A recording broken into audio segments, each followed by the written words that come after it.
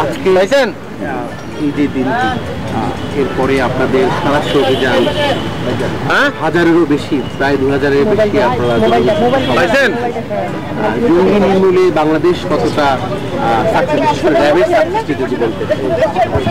আপনাকে ধন্যবাদ। আপনারা জানেন যে 2016 যে এই দিনে, এটা একটা বিয়োগান্তক দিন আমাদের জাতীয় জীবনে, ক্যাটাস্ট্রফ।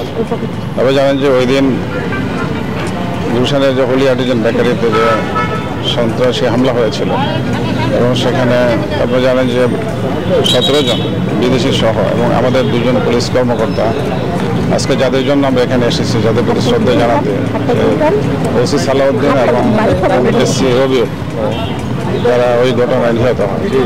এবং পরবর্তীতে আপনি যথাযথ বলছিলেন যে র্যাব, পুলিশ এবং অন্যান্য যে আইনশৃঙ্খলা বাহিনী একসাথে একযোগে যে গোয়েন্দা তথ্যের ভিত্তিতে জঙ্গি আস্তানাগুলোতে অভিযান চালায় এবং সেখানে অনেক আস্তানা তারা ধ্বংস করতে সক্ষম হয় এবং জঙ্গিদেরকে আটক করতে এবং আইনের আওতায় আনতে সক্ষম হয়।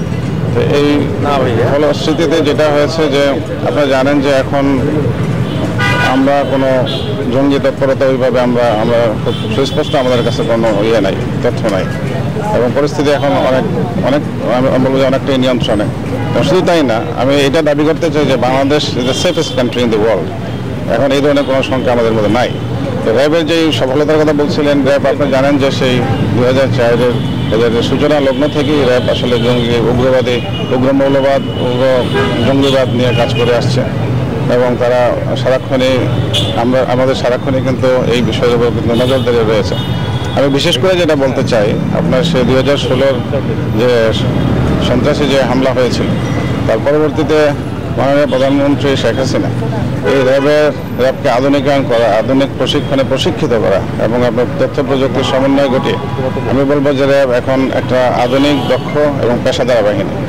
এবং আমাদের যে সক্ষমতা রয়েছে, আমি আপনাকে শুধু এই কথা বলতে চাই যে ভবিষ্যতে এই ধরনের কোনো উগ্র মৌলবাদ বা উগ্র জঙ্গিবাদ, সন্ত্রাস কখনোই এই দেশে মাথাচাড়া দিয়ে উঠতে পারবে না।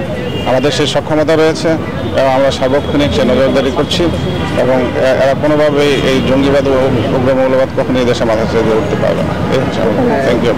একটা দল এখনো মাঝে মাঝে মাথাচাড়া দিয়ে উঠে করে, আল ইসলাম, এবং সেই সঙ্গে আপনি জানেন যে আদালত পাড়া থেকে 2 জঙ্গি চিন্তায় ঘটনা ঘটেছে এবং তাদের হদিস এখনো মূল্য না। এটা আপনারা কতটা গুরুত্বের সঙ্গে দেখছেন? আমরা ডেফিনেটলি ক্লোজলি মনিটরিং, এবং আপনি জানেন যে গত সপ্তাহে কিন্তু চিরাং ওখান থেকে কিন্তু 3 জনকে এরকম সদস্য, তাদেরকে কিন্তু ওখানে আটক করা হয়েছে, এবং আমরা সার্বক্ষণিক আমরা কিন্তু নজরদারি করছি। এবং আমরা সেটা শুধুমাত্র যে ফিজিক্যাল তা না, আমি বলবো যে আপনি জানেন সোশ্যাল মিডিয়ার যুগ, সোশ্যাল মিডিয়াতেও কিন্তু ওরা নানানভাবে নানা প্রচারণা করার চেষ্টা একসময় করেছে, বা আপনার বিভিন্নভাবে যোগাযোগের যে তাদের মাধ্যম, আপনারা জানেন যে ওরা একসময় ডার্ক ওয়েব ব্যবহার করেছে।